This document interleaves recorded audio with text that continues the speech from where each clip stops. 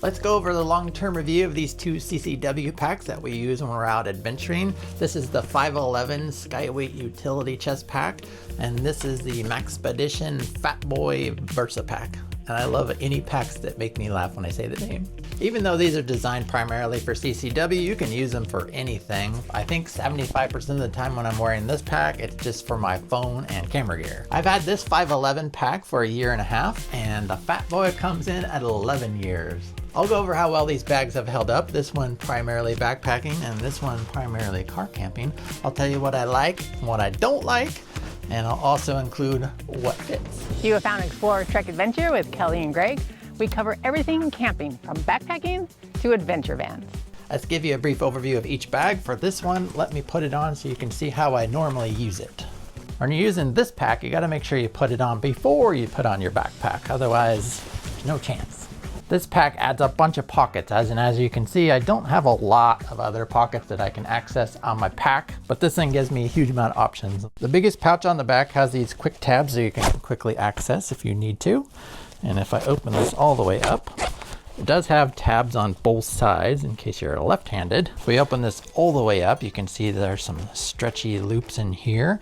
And this whole back section is Velcro, and so you can attach your holster. It doesn't come with one of these. And this is just a Maxpedition holster. Works well, it's pretty robust, and it's super Velcro-y. So once you stick it on, it's not going anywhere. The second main pocket on this pouch is this one, and this is kind of my favorite one because when it's opened up, it makes almost like a little shelf here. So it doesn't completely open up and dump everything on the ground, which I really like. And this is where I put camera gear, put a knife, I'll put all sorts of stuff in here, GoPro, and you can stick that in there, but it still is loose enough where it'll contain all that stuff in there for you.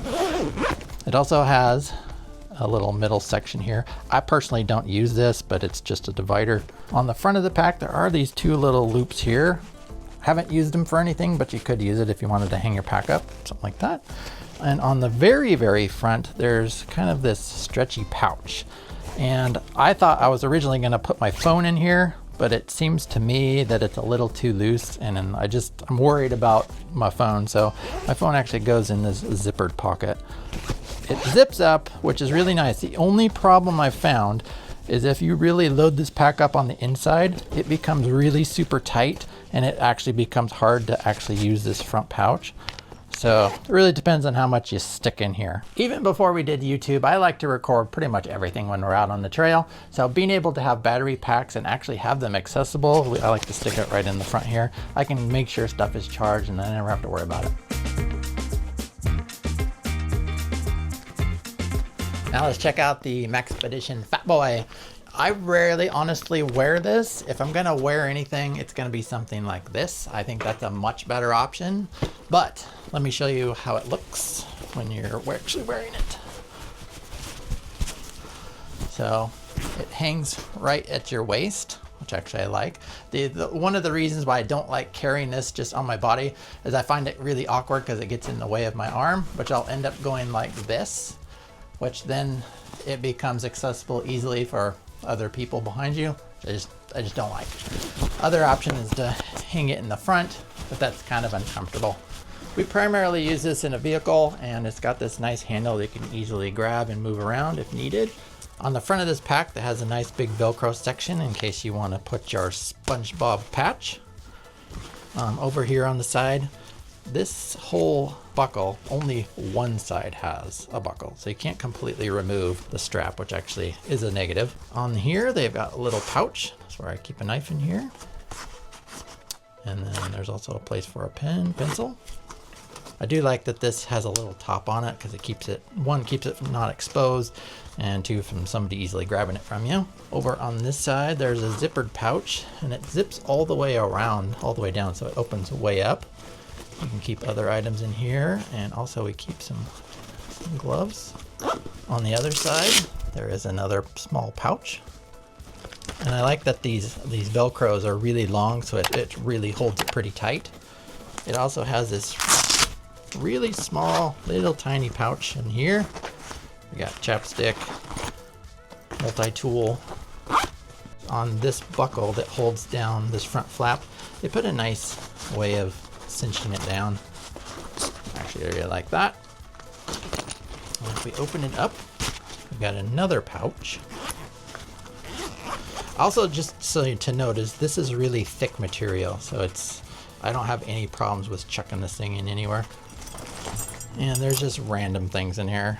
Little pouch behind.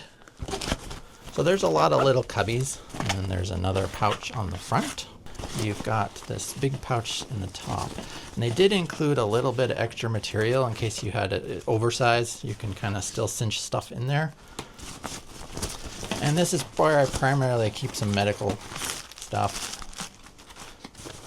There's a quick clot. There's a couple internal pockets as well. Over on this side, I've got attached a little mini roly-poly, and this is basically a dump pouch, and primarily use it for water bottles and such. But it's nice that it opens up really big for a water bottle, but then when you're not using it, it actually rolls up really small. This is not included with the bag. I just attached it on here, and you can see there's some attachment points. It stays on there really well. A lot of people have questions on what will fit in each of these bags, and hopefully they will hopefully answer some of this. And we have 3 options to choose from here. This one definitely fits in there, but it's, as you can see, that's about as big as you're gonna get. This one, which is normally in here, fits in there really well. And something that's small like this, that's just no brainer. That fits in there fine. Just keep in mind when stuff is in here, it pushes this out, which that's when it makes it harder to get in these pouches. The Fatboy, it's about the same. As you can see, these little tiny ones fit in there fine. It's kind of hard to tell. If I show you from the back side, you can see that fits in there fine. That fits in there fine. But this kind of pushes the limits of what you might want to do. And it leaves a little bit of room. It's about as big as you're probably going to want to go. How have these held up durability wise over time? Neither of them have anything broken on them. And actually this one has stayed really clean. This bottom surface is kind of smooth so it doesn't collect the dirt. This is actually pretty clean still. The only thing that I have noticed is this front stretchy pouch thing. It is definitely stretched out. And actually it's a good thing because it really needs to be stretched out when this thing gets packed full. If we come over and look at the Fatboy, this material is so thick, I would be hard pressed to rip a hole in this, but you can see that it's orange and it's gathered a bit of dust and grime on it, but being thrown around all the time, it's honestly pretty good.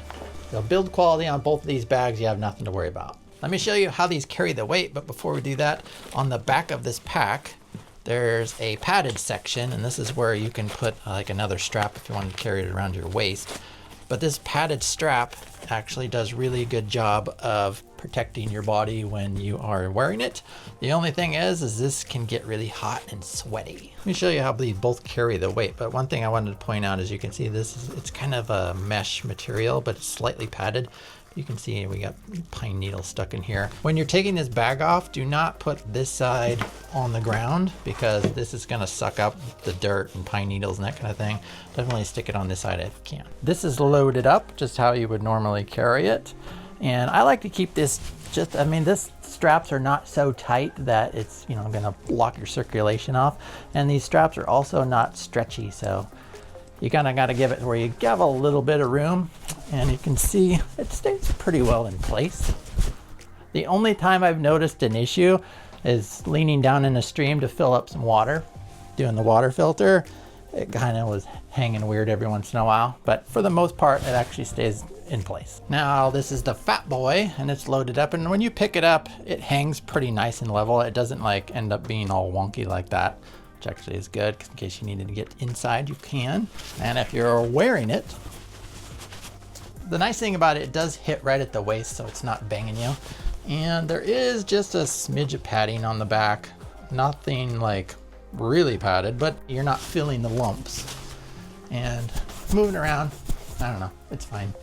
and it easily flips in the back, although it kind of definitely bounces on your butt when it does that, and I suggest you never do that anyways because you've basically lost control of it back there. Having it on the side or on the front is kind of what you're going to want to do if you're going to be carrying it. I primarily have been using this Exos 58 pack, and if you can look here, you can see on my back, I don't come directly in contact with the back. I have a nice air gap. So when it's really hot, you don't get super sweaty with this pack. Looking at the back of this pack, you don't have that little extra section where there's an air gap. And so this is really sitting directly on your chest. And I get super, super hot even when it's not hot. So when we were out backpacking and this thing was just plumb full of camera gear, I was so hot I couldn't even handle it anymore.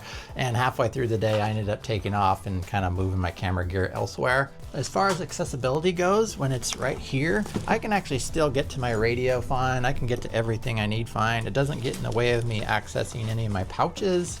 So that works really well. One thing you need to recognize with this pack is you cannot get this off if you're wearing your normal pack on top of it.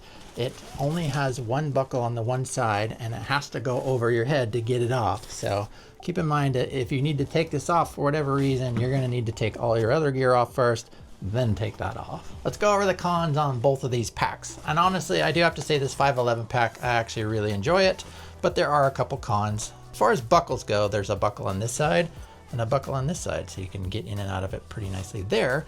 But on the top, there's no buckles up here at all. But if you could put one of these buckles here, you could at least get this pack off by unbuckling those two and then pulling all the straps out, which actually would be super nice because being able to go over the top on your head is kind of a pain in the butt sometimes. Having a chest pack on can make you hot and sweaty, like I said earlier, and honestly, I don't think there's anything they can do. Maybe there is some company that can come out with some whiz-bang suspension system that'll help suspend it off your chest a little bit. I think that's just a downfall of having a chest pack in general. What do I not like about this Fatboy? I think there's just only a couple things. It's been a really great bag. As you can see, I still have it after 11 years. I really would wish they would add a buckle over here, and that way I could completely remove this strap because I don't use the strap. Having it just the small bag, I really like that. I also think they overbuilt this thing. It is extremely thick and extremely heavy. Weight's not really that big a deal, but it'd be kind of cool if they came out with a lightweight version. To wrap this up, I think the Fatboy is more of a man purse than anything, and it does a good job of concealing, and it also does a good job of being durable, and you can just throw it anywhere. I don't think it's the best carrying option if you're just out on the trail or doing something like that. It's just kind of awkward, and I don't recommend it. Maxpedition gear in general seems to be pretty well priced from what I've seen, and it really is super well made. You're not gonna have to worry about stuff falling apart. Final thoughts on the 5.11 Skyweight chest pack. I really like this, highly recommend if you're looking for a chest pack. I mean, this thing is dirt cheap compared to some of the other packs we've seen. If you are going to conceal, just make sure you're following all the rules and regulations for your area or the areas that you're going to be traveling into. Hopefully that answers some questions you may have about these two packs. Go watch this video next. You can find us at exploretrekadventure.com, and we'll see you next time.